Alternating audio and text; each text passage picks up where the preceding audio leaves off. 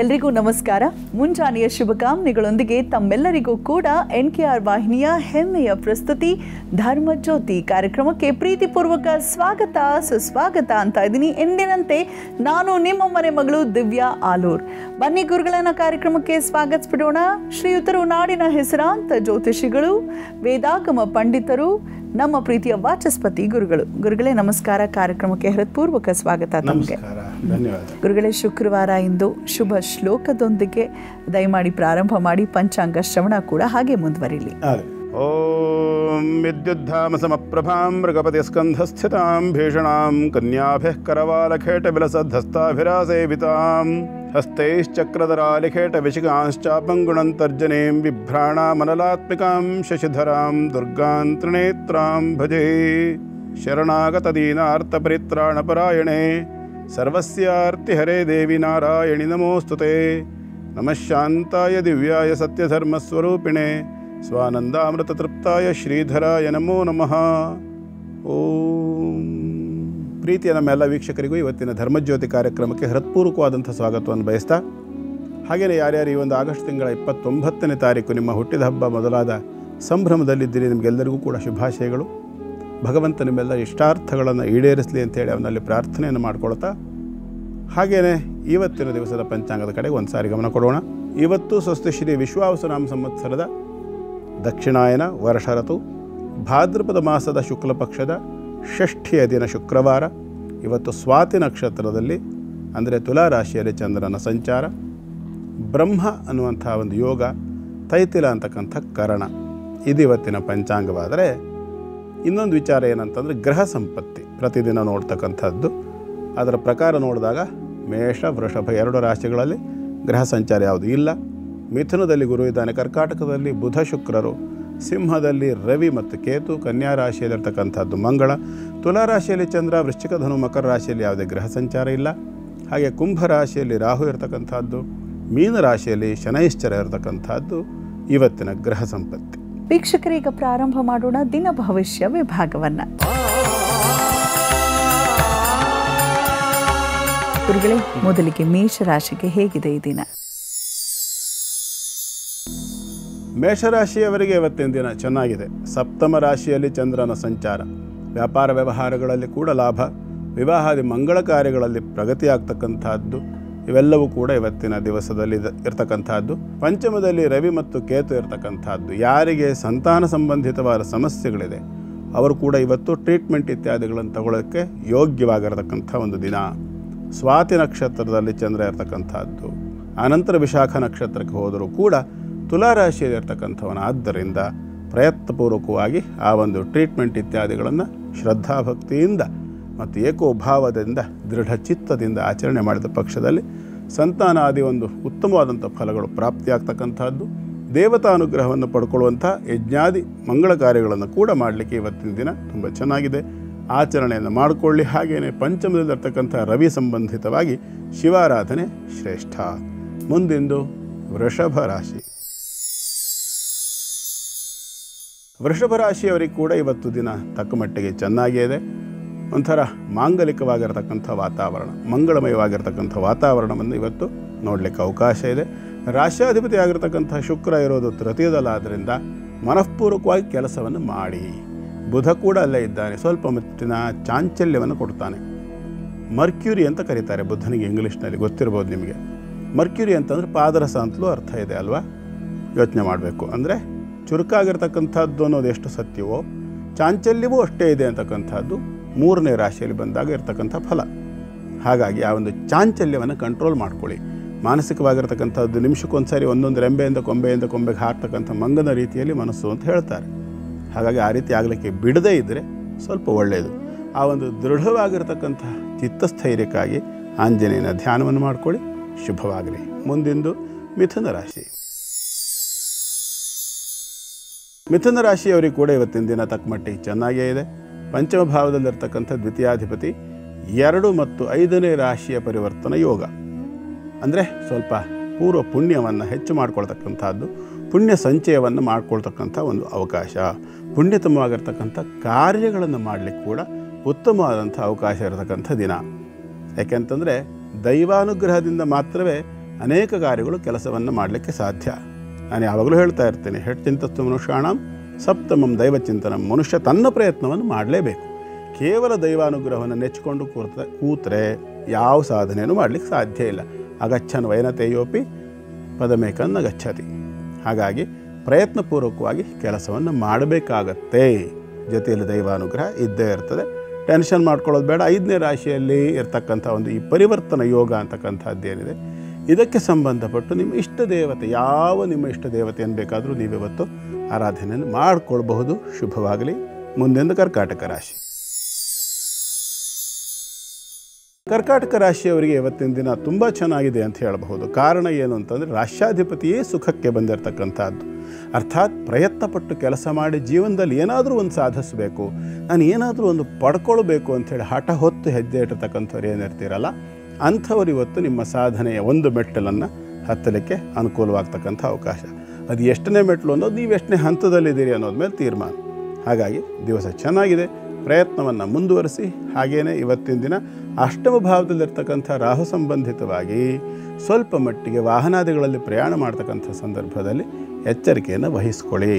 ಯಾಕೆ ಅಂತಂದರೆ, ರಾಹು ಅಂತಕ್ಕಂಥವನು ವಾಹನಾದಿಗಳಲ್ಲಿ ಹೋಗ್ತಕ್ಕಂಥ ಸಂದರ್ಭದಲ್ಲಿ ಶುಕ್ರನಿಂದ ಅಷ್ಟಮದಲ್ಲಿರ್ತಕ್ಕಂಥ ಯೋಗ ಅಲ್ವಾ, ಅದಕ್ಕೆ ಮಾರಕ ಸ್ಥಿತಿಯಲ್ಲಿ ಚಂದ್ರ ಇರ್ತಕ್ಕಂಥದ್ದು ರಾಶ್ಯಾಧಿಪತಿಯಾಗಿ. ಹಾಗಾಗಿ ವಾಹನದಲ್ಲಿ ಸಂಚಾರ ಹೋಗುವಾಗ, ಪ್ರಯಾಣ ಹೋಗುವಾಗ ಕರ್ಕಾಟಕ ರಾಶಿಯವರು ಮುಖ್ಯವಾಗಿ ಆರಂಭದಲ್ಲಿ ಒಂದು ದುರ್ಗಾ ದೇವಸ್ಥಾನಕ್ಕೆ, ಎಲ್ಲಾದರೂ ಸರಿ ದುರ್ಗಾ ದೇವಸ್ಥಾನಕ್ಕೆ ಹೋಗಿ ಒಂದು ದರ್ಶನ ನಮಸ್ಕಾರಾದಿಗಳನ್ನು ಮಾಡಿಕೊಂಡು ಮುಂದೆ ಹೋದ ಪಕ್ಷದಲ್ಲಿ ಆ ಒಂದು ಆತಂಕದ ಘಳಿಗೆ ಅಂತಕ್ಕಂಥದ್ದು ಕಳೀತದೆ. ಆನಂತರ ಸುಖ ಪ್ರಯಾಣ ಅಂತಕ್ಕಂಥದ್ದು ನಿಮಗೆ ದೊರಕ್ತದೆ. ಶುಭವಾಗಲಿ. ಗುರುಗಳೇ, ಪುಣ್ಯಕ್ಷೇತ್ರದಲ್ಲಿ ಶುಕ್ರವಾರದ ಈ ದಿನ ಯಾವ ವಿಶೇಷವಾದ ಕ್ಷೇತ್ರದ ಕುರಿತು ತಿಳಿಸ್ತಾ ಇದ್ದೀರಾ? ಈ ಕ್ಷೇತ್ರದ ವಿಚಾರ ತಿಳಿಯೋಕ್ಕಿಂತ ಮೊದಲು ಆ ಕ್ಷೇತ್ರದ ಉತ್ಪತ್ತಿಯ ಹಿಂದಿರ್ತಕ್ಕಂಥ ಒಂದು ಮಹಾತ್ಮೆಯನ್ನು, ಕ್ಷೇತ್ರ ಮಹಾತ್ಮೆಯನ್ನು ನೋಡೋಣ.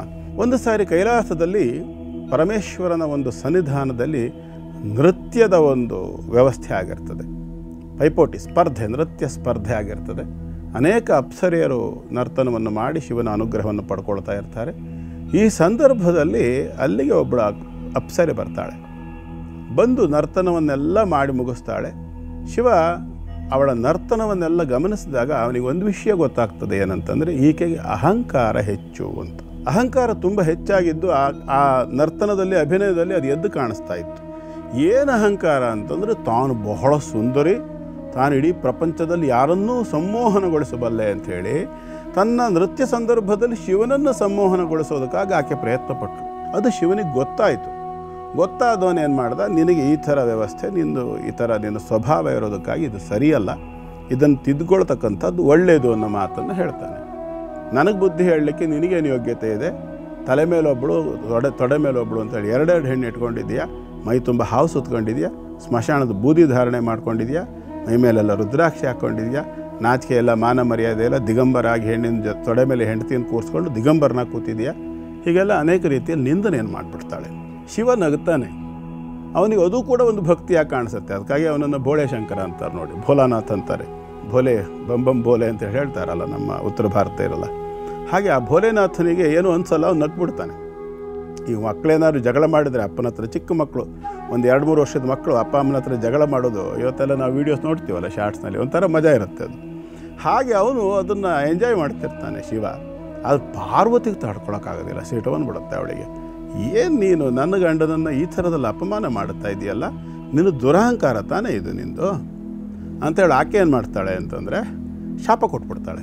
ಈ ಸೌಂದರ್ಯ ತಾನೇ ನಿನಗೆ ಈ ದುರಹಂಕಾರ ಕೊಟ್ಟಿದ್ದು, ನಿನ್ನ ಸೌಂದರ್ಯ ನಾಶ ಆಗಿ ಹೋಗ್ತದೆ, ನೀನು ಕುಬ್ಜಳಾಗ್ತೀಯ, ಬೆನ್ನಿನ ಮೇಲೆ ಒಂದು ಡುಬ್ಬು, ಆಯಿತಾ, ಕಾಲು ಡೊಂಕು, ಕೈ ಡೊಂಕು, ಈ ಥರದ ಒಂದು ಕುಬ್ಜ ಸ್ಥಿತಿ, ಮುಖ ಕೂಡ ಅವಲಕ್ಷಣವಾಗ್ತಕ್ಕಂಥ ಒಂದು ಸ್ಥಿತಿ ಬರಲಿ ನಿಂಗೆ ಅಂತ ಶಾಪ ಕೊಟ್ಬಿಡ್ತಾಳೆ. ಅವಳು ಆ ನಂತರದಲ್ಲಿ ಯಾವಾಗ ಶಾಪ ಪರಿಣಾಮ ಆಗ್ಲಿಕ್ಕೆ ಶುರುವಾಯಿತು, ಶರೀರದ ಅಂಗಾಂಗಗಳೆಲ್ಲ ವ್ಯತ್ಯಾಸವಾಗಲಿಕ್ಕೆ ಶುರುವಾಯಿತು, ಆ ಕ್ಷಣದಲ್ಲಿ ಅವಳಿಗೆ ಪಶ್ಚಾತ್ತಾಪ ಆಯಿತು. ಪಿಂಗಳಿಗೆ ಅವಳು ಪಾರ್ವತಿಗೆ ನಮಸ್ಕಾರ ಮಾಡಿ ಕ್ಷಮಾಯಾಚನೆಯನ್ನು ಮಾಡ್ತಾಳೆ. ಆವಾಗ ಪಾರ್ವತಿ ಏನು ಮಾಡ್ತಾಳೆ, ನೀನು ಹೋಗು, ಸಮುದ್ರದಿಂದ ಸ್ವಲ್ಪ ದೂರದಲ್ಲಿ ಒಂದು ಕಾಡಿನ ಒಳಗಡೆ ಕೂತ್ಕೊಂಡು ತಪಸ್ಸು ಮಾಡು, ನಾನು ಅಲ್ಲಿ ಪ್ರತ್ಯಕ್ಷಳಾಗಿ ನಿನಗೆ ಅನುಗ್ರಹ ಮಾಡ್ತೇನೆ, ಪ್ರತಿ ವರ್ಷದಲ್ಲಿ 1 ಬಾರಿಯಂತೆ ನೀನು ನನ್ನ ಅಭಿಷೇಕಾದಿಗಳನ್ನು ಮಾಡಿ ನಿನ್ನ ಈ ಒಂದು ಶಿವ ನಿಂದನೆಯ ಪಾಪವನ್ನು ತೊಳ್ಕೋ ಅಂತ ಹೇಳ್ತಾನೆ. ಆಯಿತು ಅಂತ ಒಪ್ತಾಳೆ. ಹಾಗೂ ಪ್ರಶ್ನೆ ಮಾಡ್ತಾಳೆ, ಅಲ್ಲ ನೀವು ಇದೇನೋ ಹೇಳಿಬಿಟ್ರಿ, ಶಿವನಿಂದನೇ ಪಾಪವನ್ನೇನೋ ನಾನು ತೊಳ್ಕೊಳ್ತೀನಿ ಸರಿ, ಆದರೆ ನೀನು ಕೊಟ್ಟ ಶಾಪದಿಂದ ಬಂದಿರೋ ಈ ಕುಬ್ಜತ್ವ ಹೋಗೋದು ಹೇಗೆ? ಇದು ಹೋಗಬೇಕಲ್ಲ, ಅದಕ್ಕೆ ನೀನು ಸ್ವಲ್ಪ ಹೆಚ್ಚು ಕಾಲ ಕಾಯಬೇಕಾಗತ್ತೆ. ಏನು ಕಾಯಬೇಕು? ಭಗವಂತ ಕೃಷ್ಣಾವತಾರವನ್ನು ತಾಳಿ ಬಂದಾಗ, ಕಂಸ ಸಂಹಾರಕ್ಕಾಗಿ ಮಥುರಾ ಪಟ್ಟಣಕ್ಕೆ ಬಂದಾಗ, ಅವನು ತನ್ನ ಕಾಲಿನಿಂದ ನಿನ್ನ 2 ಕಾಲುಗಳನ್ನು ಒತ್ತಿ ಹಿಡಿದು ಗಲ್ಲವನ್ನು ಹಿಡಿದು ಕೈಯಲ್ಲಿ ಹಿಂಗೆ ಮೇಲೆ ಎತ್ತಿದಾಗ ನಿನ್ನ ಕುಬ್ಜತ್ವ ಪೂರ್ಣ ಪರಿಹಾರವಾಗ್ತದೆ ಅಂತ ಹೇಳಿ ಕಳಿಸ್ತಾಳೆ ಪಾರ್ವತಿ. ಎಲ್ಲಿಂದ ಎಲ್ಲಿಗೆ ಸಂಬಂಧ ಯೋಚನೆ ಮಾಡ್ಬೇಕು ನಾವು. ಅದೇ ಕುಬ್ಜೆಗೆ ಮುಂದೆ ಹುಟ್ಟಿರ್ತಕ್ಕಂಥ ಕೃಷ್ಣನಿಂದ ಆ ಕುಬ್ಜೆಗೆ ಒಂದು ಸಂತತಿ ಆಗ್ತದೆ. ಆ ನಂತರದಲ್ಲಿ ಅವನು ವಿಶೋಖ ಅನ್ನುವಂಥ ಮಗ ಹುಟ್ಟುತ್ತಾನೆ. ಅವನು ಮಹಾಭಾರತ ಯುದ್ಧದಲ್ಲಿ ಭೀಮನ ಸಾರಥಿ ಆಗಿರ್ತಾನೆ. ಬಹಳ ಅದ್ಭುತವಾಗಿದೆ ಕಥೆ, ಅದು ಮುಂದುವರೆದಿತ್ತು. ಹಾಗೆ ಆ ಒಂದು ಕುಬ್ಜೆಗೆ ಶಾಪ ಈ ರೀತಿಯಲ್ಲಿ ಪರಿಹಾರವಾಗ್ತಕ್ಕಂಥ ವಿಚಾರವನ್ನೆಲ್ಲ ಹೇಳ್ತಾಳೆ ಪಾರ್ವತಿ. ಅಲ್ಲಿಂದ ಬಂದು ಆಕೆ ಸಹ್ಯಾದ್ರಿ ಬೆಟ್ಟದ ಕೆಳಭಾಗದಲ್ಲಿ ಒಂದು ಗುಹೆಯ ಒಳಗೆ ತಪಸ್ಸನ್ನು ಮಾಡ್ತಾಳೆ. ತಪಸ್ಸನ್ನು ಮಾಡಿದ ನಂತರದಲ್ಲಿ ಅಲ್ಲಿ ಆಕೆ ಆ ಒಂದು ದೇವಿಯ ಪಾರ್ವತಿಯ ಅನುಗ್ರಹದಿಂದ ಅವಳು ಒಂದು ಕಾಲ ಕಳೆದ ನಂತರದಲ್ಲಿ ಅವಳಲ್ಲಿ ಏನು ಮಾಡ್ತಾಳೆ? ನದಿಯಾಗಿ ಹರಿತಾಳೆ. ನದಿಯಾಗಿ ಹರಿಯುವಾಗ ಆಕೆಯ ತಪಸ್ಸಿಗೆ ಮೆಚ್ಚಿದಂತಹ ಪಾರ್ವತಿ ಅಲ್ಲಿ ಕಮಲದ ಹೂವಿನ ರೀತಿಯಲ್ಲಿ ಅರಳಿರ್ತಕ್ಕಂತಹ ಲಿಂಗ ರೂಪದಲ್ಲಿ ಪ್ರತ್ಯಕ್ಷಳಾಗ್ತಾಳೆ. ಅಲ್ಲಿ ಉದ್ಭವಳಾಗ್ತಾಳೆ. ತಾಯಿ ಪಾರ್ವತಿ ಬ್ರಾಹ್ಮೀ ಸ್ವರೂಪದಿಂದ ಉದ್ಭವ ಆಗ್ತಾಳೆ. ಯಾವಾಗ ಒಂದು ಕಲ್ಲು ಅಂತದ್ದು ಕಮಲ ರೂಪದಲ್ಲಿರ್ತಕ್ಕಂಥ ಒಂದು ರೀತಿಯಲ್ಲಿ ಉದ್ಭವ ಆಗ್ತದೆ, ಆ ಒಂದು ಸ್ಥಾನವನ್ನು ಇವತ್ತು ನಾವು ಕಮಲಶಿಲೆ ಅಂತ ನೋಡ್ತೇವೆ. ಈ ಕಮಲಶಿಲೆಯಲ್ಲಿರ್ತಕ್ಕಂಥದ್ದು ಬ್ರಾಹ್ಮೀ ಸ್ವರೂಪದಿಂದ ಆ ಒಂದು ಜಾಗದಲ್ಲಿ ಒಂದು ಆ ದೇವತಾ ಸನ್ನಿಧಾನ ಬರಲಿಕ್ಕೆ ಹಿಂದೊಂದು ಐತಿಹ್ಯ ಕೂಡ ಇದೆ.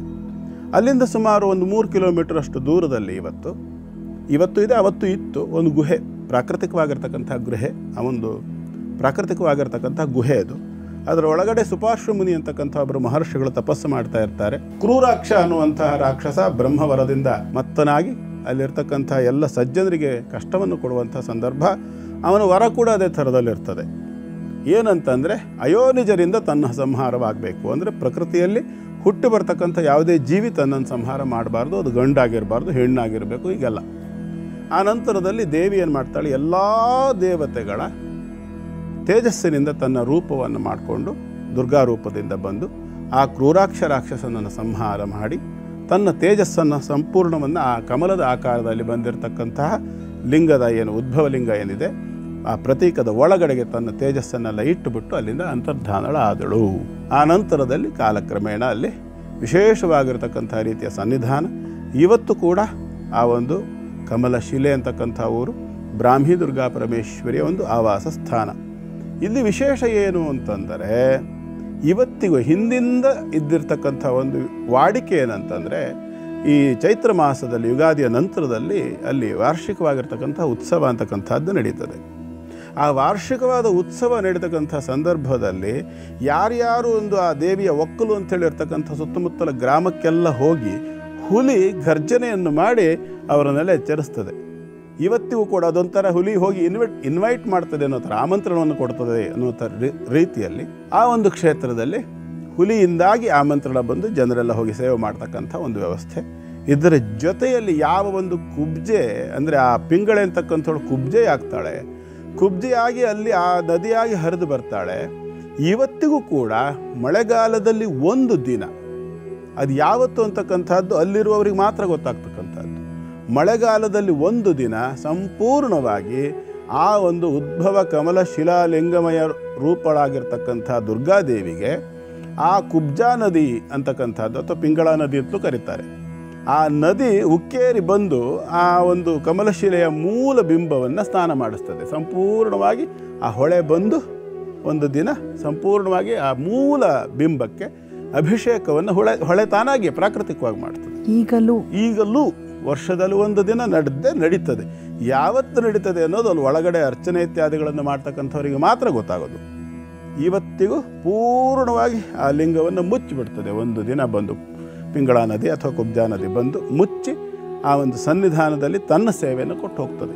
ಆ ಕಾಲದಲ್ಲಿ ಯಾವತ್ತೋ ಒಂದು ದಿನ ಪಿಂಗಳ ಅಂತಕ್ಕಂಥ ಅಪ್ಸರೆಗೆ ಶಾಪದಿಂದ ಬಂದಿರತಕ್ಕಂಥ ನದಿ ರೂಪ, ಕುಬ್ಜ ರೂಪ ಎಲ್ಲವೂ ಕೂಡ ಇತ್ಯರ್ಥವಾಗುವುದರ ಜೊತೆಗೆ ಭಕ್ತರಿಗೆ ಅನುಗ್ರಹ ಮಾಡಲಿಕ್ಕೋಸ್ಕರವಾಗಿ ನೆಲೆ ನಿಂತಿರತಕ್ಕಂತಹ ದುರ್ಗಾ ಪರಮೇಶ್ವರಿ ಇವತ್ತು ಕೂಡ ಆ ಪಿಂಗಳ ಅಂತಕ್ಕಂಥ ಆ ನದಿ ರೂಪದ ಅಪ್ಸರೆಯ ಅಭಿಷೇಕದ ಸೇವೆಯನ್ನು ಸ್ವೀಕಾರ ಮಾಡುವಂಥದ್ದು. ಇದರ ಜೊತೆಯಲ್ಲಿ ಆ ಸುಪಾರ್ಶ್ವ ಗುಹೆ, ಅಲ್ಲಿರ್ತಕ್ಕಂಥ ದೇವತಾ ಶಕ್ತಿಗಳು ಮತ್ತು ಆ ಬ್ರಾಹ್ಮಿ ದುರ್ಗಾ ಪರಮೇಶ್ವರಿ ಕಮಲಶಿಲೆಯ ದೇವಸ್ಥಾನದ ಪ್ರಾಂಗಣದಲ್ಲಿ ಇರ್ತಕ್ಕಂಥ ದುರ್ಗಾ ಪಂಚಾಯತನ ಪೂಜಾ ವ್ಯವಸ್ಥೆ ಇದು. ಪಂಚಾಯತನ ಅಂದರೆ ಸೂರ್ಯ, ಗಣಪತಿ, ಅಂಬಿಕಾ, ಶಿವ, ವಿಷ್ಣು. ಇದರಲ್ಲಿ 5 ದೇವತೆಗಳಿಗೂ ಸೂರ್ಯ ಪಂಚಾಯತನ, ಶಿವ ಪಂಚಾಯತನ, ಗಣೇಶ ಪಂಚಾಯತನ, ವಿಷ್ಣು ಪಂಚಾಯತನ, ಶಿವ ಪಂಚಾಯತನ ಅಂಥೇಳಿ ಈ ರೀತಿಯಾಗಿ 5 ಪಂಚಾಯತನ ವ್ಯವಸ್ಥೆಯಲ್ಲಿ ದುರ್ಗಾ ಪಂಚಾಯತನ ವ್ಯವಸ್ಥೆಯಲ್ಲಿ ಇರ್ತಕ್ಕಂಥ ಒಂದು ದೇವಸ್ಥಾನ ಅದು. ಹಾಗಾಗಿ ಈ ಒಂದು ಕ್ಷೇತ್ರ ಅಂತಕ್ಕಂಥದ್ದು ಅಲ್ಲಿ ಹೋಗಿ ಸೇವೆಯನ್ನು ಮಾಡಿ ಬರ್ತಕ್ಕಂಥ ಅನೇಕ ಭಕ್ತರು ತಮ್ಮ ಅನೇಕ ರೀತಿಯ ಕಷ್ಟ ನಷ್ಟಗಳನ್ನೆಲ್ಲ ಪರಿಹಾರ ಮಾಡಿಕೊಂಡು ಅನುಗ್ರಹವನ್ನು ಪಡ್ಕೊಂಡು ಸುಖವಾಗಿ ಬಾಳ್ತಾ ಇದ್ದಾರೆ ಅನ್ನೋದಕ್ಕೆ ಇವತ್ತಿಗೂ ಸಾಕ್ಷಿ ಪ್ರತ್ಯಕ್ಷವಾಗಿರ್ತಕ್ಕಂಥದ್ದು ದಕ್ಷಿಣ ಕನ್ನಡ ಜಿಲ್ಲೆಯ ಕುಂದಾಪುರ ತಾಲೂಕಿನಲ್ಲಿ ಬರ್ತಕ್ಕಂಥ ಕಮಲಶಿಲೆ. ಗುರುಗಳೇ, ಇಂದಿನ ಆಚಾರ ವಿಚಾರ ವಿಭಾಗದಲ್ಲಿ ನನ್ನ ಪ್ರಶ್ನೆ ಏನಪ್ಪ ಅಂತ ಹೇಳಿದ್ರೆ, ದೃಷ್ಟಿ ನಮಗೆ ಮಾತ್ರ ಆಗೋದಿಲ್ಲ, ನಮ್ಮ ಕಾರಿಗೂ ದೃಷ್ಟಿ ಆಗತ್ತೆ, ನಮ್ಮ ಮನೆಗೂ ದೃಷ್ಟಿ ಆಗತ್ತೆ ಅಂತ ಏನೆಲ್ಲ ವಸ್ತುಗಳನ್ನು ತಂದು ನಾವು ಕಟ್ತೀವಿ. ಕಾರು ವೆಹಿಕಲ್ಸ್ಗಳಿಗೆ ನಾವು ನೋಡಬಹುದು ನಿಂಬೆ ಹಣ್ಣಿನ ಜೊತೆಗೆ ಮೆಣಸಿನಕಾಯಿಗಳನ್ನು ಹಾಕುವಂಥದ್ದು, ಈಜಲ್ ಕಟ್ಟುವಂಥದ್ದು ಇರುತ್ತೆ. ಇನ್ನು ಮನೆಗೆ ದೊಡ್ಡ ಬೂದಗುಂಬಳಕಾಯನ್ನು ಹಾಕುವಂಥದ್ದು, ಮತ್ತು ಅದು ಒಂದು ಬಿಂಬದ ಥರ ಇರುತ್ತೆ, ಒಂದು ರಾಕ್ಷಸನ ರೀತಿಯದ್ದು ಬೆಚ್ಚನ್ನು ಕಟ್ಟೋದು. ಈಗಂತೂ ಯಾರೋ ಹೆಣ್ಮಗಳು, ಅದು ಯಾವ ಊರವರೋ ಏನೋ ಗೊತ್ತಿಲ್ಲ, ಆಕೆಯ ಒಂದು ಫೋಟೋ ಹಾಕೋದು ಬಹಳ ಪ್ರಚಲಿತವಾಗಿದೆ. ಈಗ ಬೆಚ್ಚನ್ನು ತೆಗೆದು ಆ ಹೆಣ್ಮಗಳು ದೊಡ್ಡದಾಗಿ ಕಂಡುಬಿಟ್ಟಿರೋದನ್ನು ಎಲ್ಲ ಕಡೆ ಹಾಕಕ್ಕೆ ಪ್ರಾರಂಭ ಮಾಡಿಬಿಟ್ಟಿದ್ದಾರೆ. ಪಾಪ ಅವ್ರ ಕೇಸ್ ಒಂದು ಹಾಕಿಲ್ಲ ಅಷ್ಟೇ, ಎಲ್ಲರ ಮನೆ ಮುಂದೆ ಅವ್ರ ಫೋಟೋ, ತುಂಬ ಜನರ ಮನೆ ಮುಂದೆ ಮತ್ತು ಇನ್ನೂ ಕನ್ಸ್ಟ್ರಕ್ಟ್ ಆಗ್ತಿರೋಂಥ ಬಿಲ್ಡಿಂಗ್ ಮೇಲೆ.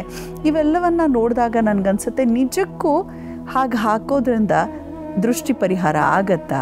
ಸರಿಯಾದ ರೀತಿ ನೀತಿ ಏನು ಗುರುಗಳೇ, ದಯವಿಟ್ಟು ತಿಳಿಸಿ. ಮೊದಲನೇದಾಗಿ ಪ್ರತಿಯೊಂದು ವಸ್ತುವಿಗೆ ದೃಷ್ಟಿ ತಾಗ್ಲಿಕ್ಕೆ ಅವಕಾಶ ಇರ್ತದೆ. ನೀವು ಕಾರಿಗೆ ದೃಷ್ಟಿ ತಾಗೋ ವಿಚಾರ ಹೇಳಿದ್ರಿ, ಕಾರು ಅಂತಲ್ಲ, ದೃಷ್ಟಿ ತಾಕಿದ್ರೆ ಏನಾಗುತ್ತೆ? ಆಕ್ಸಿಡೆಂಟ್ ಆಗುತ್ತೆ. ಆಕ್ಸಿಡೆಂಟೇ ಆಗಬೇಕು ಅಂತಿಲ್ಲ, ಯಾವ ರೀತಿಯಲ್ಲಿ ಬೇಕಾದ್ರೂ ಆಗ್ಬೋದು.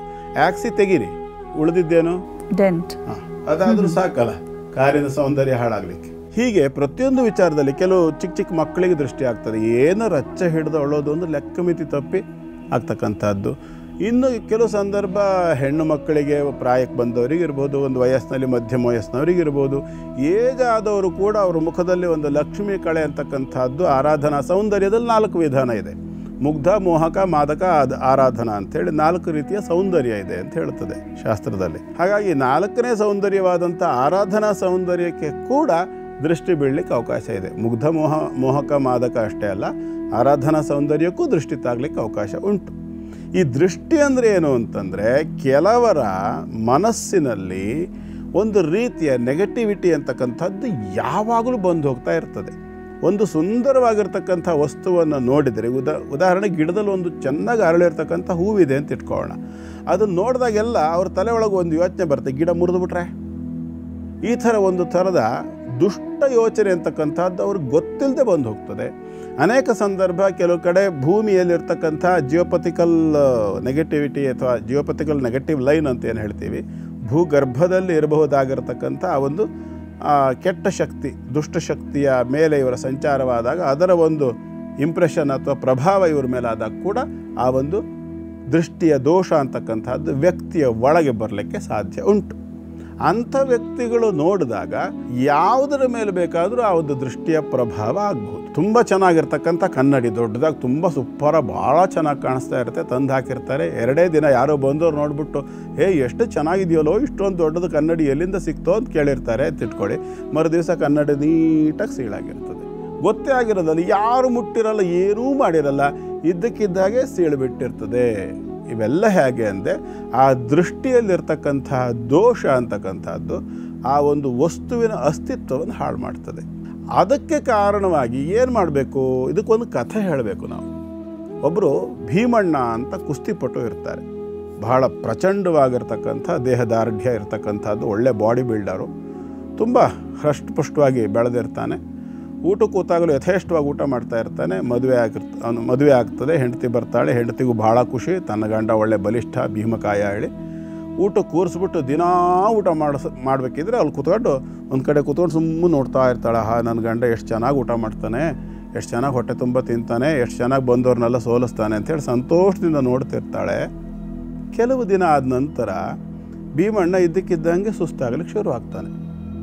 ಸುಸ್ತಾಗ್ಬಿಡ್ತದೆ ಅವನಿಗೆ. ಕುಸ್ತಿಯಲ್ಲಿ ಸೋಲ್ತಾನೆ, ಶರೀರ ವೀಕ್ ಆಗುತ್ತೆ, ಊಟ ಮಾಡೋಕ್ಕಾಗೋದಿಲ್ಲ.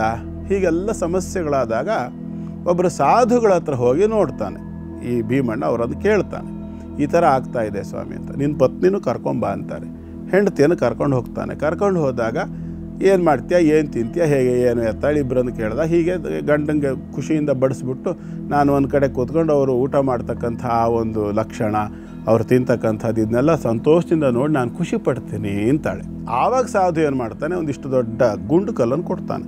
ಇದು ತೊಗೊಂಡೋಗಿ ನಿನ್ನ ಗಂಡ ಊಟ ಮಾಡುವಾಗ ತಟ್ಟೆ ಮುಂದೆ ಇಡು, ಅವನು ಊಟದ ತಟ್ಟೆ ಮುಂದೆ ಇಟ್ಬಿಟ್ಟು ನೀನು ಊಟ ಬಡಿಸು, ಇದು ಅವನಿಗೆ ಆ ದೋಷವನ್ನು ಪರಿಹಾರ ಮಾಡುತ್ತೆ ಹೇಳಿ ತಗೊಂಡೋಗಿ ಇಡ್ತಾಳೆ. ಊಟ ಹಾಕ್ತಾಳೆ. ಊಟ ಮಾಡ್ತಾ ಇದ್ದಾನೆ. ಅವತ್ತು ಅವನಿಗೂ ಖುಷಿಯಾಗಿದೆ, ಚೆನ್ನಾಗಿ ಊಟ ಮಾಡ್ತಿದ್ದಾನೆ.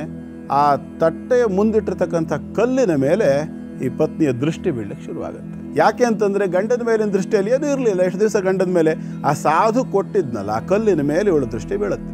ಅದನ್ನೇ ನೋಡೋಕ್ಕೆ ಶುರು ಮಾಡ್ತಾಳೆ. ಗಂಡನ ನೋಡೋದು ಕಡಿಮೆ ಮಾಡ್ತಾಳೆ. ಅವತ್ತು ಇದೇನು ಹೊಸ್ತಿದೆ, ಏನೋ ಬಂದಿದೆ ಅಂತ. ಅಲ್ಲಿ ಅಬ್ನಾರ್ಮಲ್ ಸ್ಟೇಜಲ್ಲಿ ಇರ್ತಕ್ಕಂಥ ಯಾವುದೋ ಇನ್ನೊಂದು ವಸ್ತು ಇದೆ ಅಲ್ಲಿ, ನಿತ್ಯ ತನ್ನ ಕಣ್ಣಿಗೆ ಬೀಳೋದಲ್ಲ, ಬೇರೆದಿದೆ ಅಂಥೇಳಿ ದೃಷ್ಟಿಯನ್ನು ಅದರ ಮೇಲೆ ಬದಲಾವಣೆ ಮಾಡ್ತಾಳೆ. ಗಂಡನ ಮೇಲೆ ದೃಷ್ಟಿ ಬೀಳೋದಿಲ್ಲ. ಗಂಡನ ಊಟ ಮುಗಿಯೋಷ್ಟೊತ್ತಿಗೆ ಆ ಕಲ್ಲು ಪುಡಿಯಾಗಿ ಹೋಗ್ತದೆ.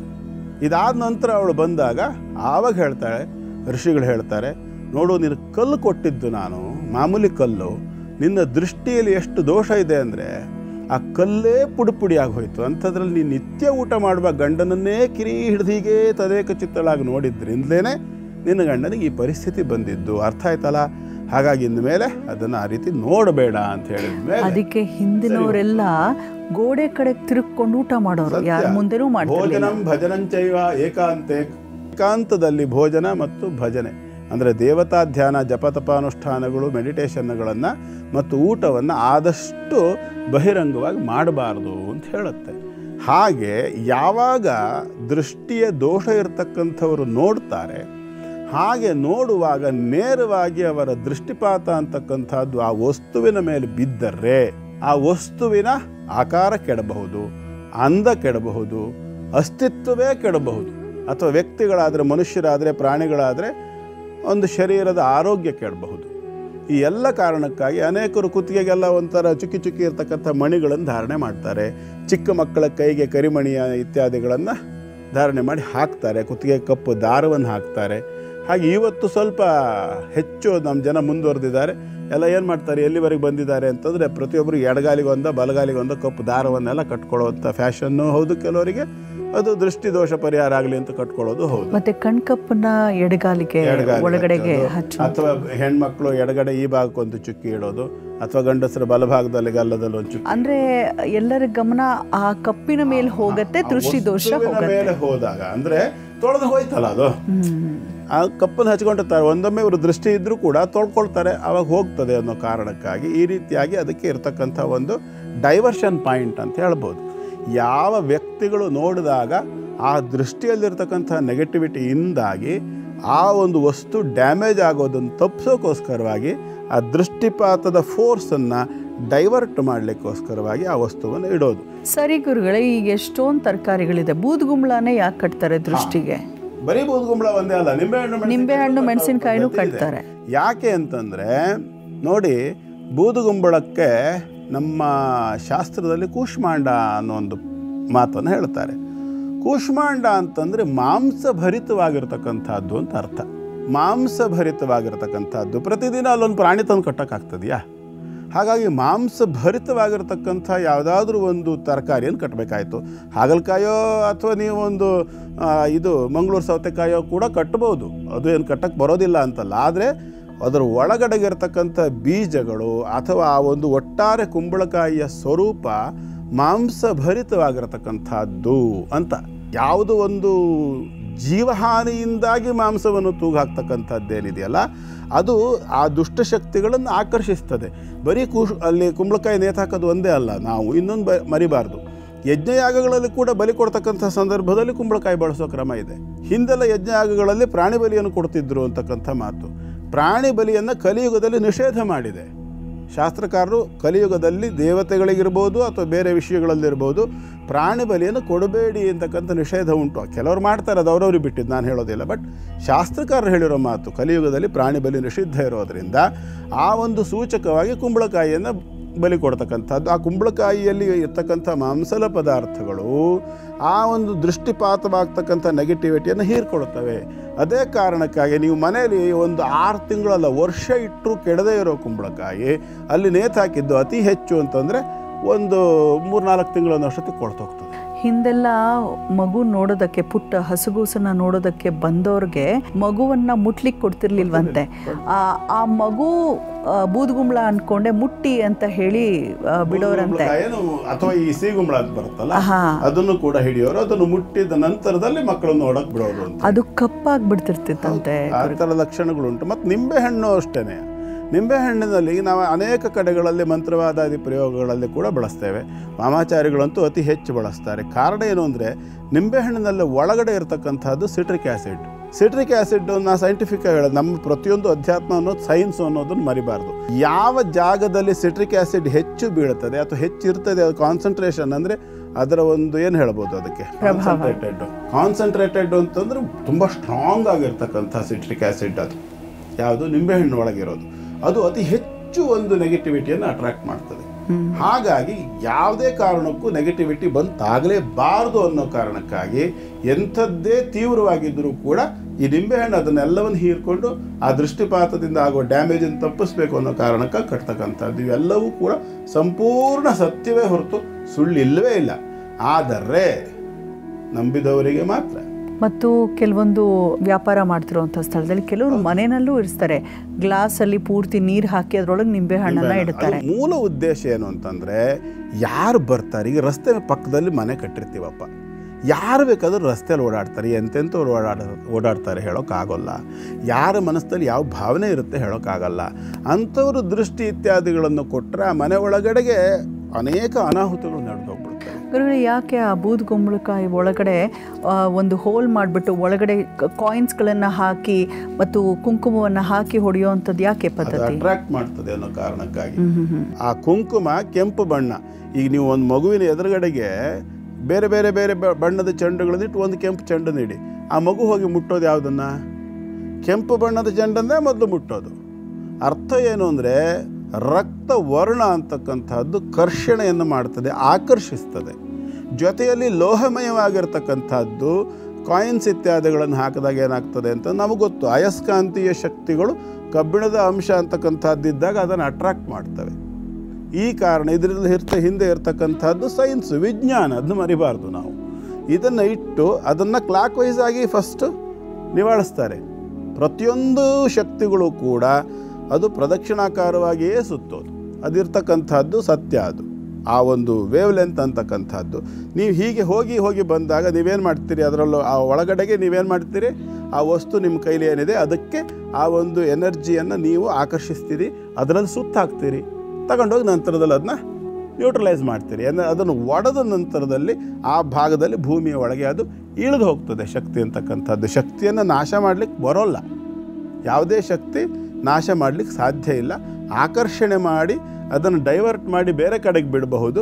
ಬಿಟ್ಟರೆ ಅದನ್ನು ಭೂಗತ ಮಾಡಿ ನ್ಯೂಟ್ರಲೈಸ್ ಮಾಡ್ಬೋದೇ ಹೊರತು ನಾಶ ಮಾಡಲಿಕ್ಕೆ ಬರೋದಿಲ್ಲ. ಹಾಗಾಗಿ ಅದನ್ನು ನ್ಯೂಟ್ರಲೈಸ್ ಮಾಡುವ ಅಥವಾ ಡೈವರ್ಟ್ ಮಾಡ್ತಕ್ಕಂಥ ಒಂದು ಪ್ರಕ್ರಿಯೆ, ಅಂದರೆ ಶಾಂತಗೊಳಿಸುವಂಥ, ನಾಶ ಮಾಡಲಿಕ್ಕೆ ಬರೋಲ್ವಲ್ಲ. ಹಾಗಾಗಿ ಅದರ ಒಂದು ವೇಗವನ್ನು ನಿಯಂತ್ರಿಸುವ, ಶಾಂತಗೊಳಿಸುವ ಅಥವಾ ಅದನ್ನು ಬೇರೆ ಕಡೆಗೆ ತಿರುಗಿಸ್ತಕ್ಕಂಥ ಕೆಲಸ ಮಾಡೋದು ಈ ಎಲ್ಲ ಪ್ರಕ್ರಿಯೆಗಳಿಂದಾಗಿ. ಗುರುಗಳೇ, ಈ ವಿಭಾಗದಲ್ಲಿ ಕಮಲಶಿಲೆಯ ಬಗ್ಗೆ ನೀವು ತಾವು ಹೇಳ್ತಾ ಇದ್ರಿ. ಸಿದ್ದಾಪುರದ ಹತ್ರ ಇರುವಂಥದ್ದು, ಕುಂದಾಪುರ ಜಿಲ್ಲೆಗೆ ಬರುವಂಥದ್ದು. ಅಲ್ಲಿಗೆ ಹೋಗೋದ್ರಿಂದ ಬ್ರಾಹ್ಮಿ ರೂಪದಲ್ಲಿರುವಂಥವಳು ತಾಯಿ ದುರ್ಗೆ ಅಂತ ಕೂಡ ಹೇಳಿದ್ದೀರಾ.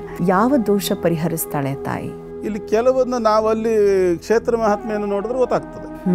ಅಂದರೆ ಆಕಸ್ಮಿಕವಾಗಿ ಯಾವುದೋ ಒಂದು ಅಪಚಾರದಿಂದಾಗಿ ಅವಳಿಗೆ ಕುಬ್ಜಾರೂಪ ಬಂದಿದ್ದು ಪಿಂಗಳಿಗೆ. ಅಂದರೆ ಶರೀರದಲ್ಲಿ ಆಗಿರಬಹುದಾಗಿರತಕ್ಕಂತಹ ಯಾವುದೋ ಒಂದು, ಅಂದರೆ ಪಾಪಾಚರಣೆಯಿಂದಾಗಿ ಶರೀರದಲ್ಲಿ ಆಗಿರತಕ್ಕಂಥ ಯಾವುದಾದ್ರೂ ಊನವಿದ್ದರೆ, ಅದು ಬದಲಾವಣೆ ಆಗತಕ್ಕಂಥ ಅವಕಾಶಗಳಿದ್ದರೆ ಅದು ಗೊತ್ತಿಲ್ಲ. ಮತ್ತು ದೈವಶಕ್ತಿ ಏನನ್ನೂ ಚೇಂಜ್ ಮಾಡ್ತದೆ. ನಾವು ಅದಾದರೆ ಹಿಂಗಾದರೆ ಹಾಗಾದರೆ ಅಂತೇಳೆಲ್ಲ ಹೇಳೋಕ್ಕೆ ಸಾಧ್ಯವೇ ಇಲ್ಲ.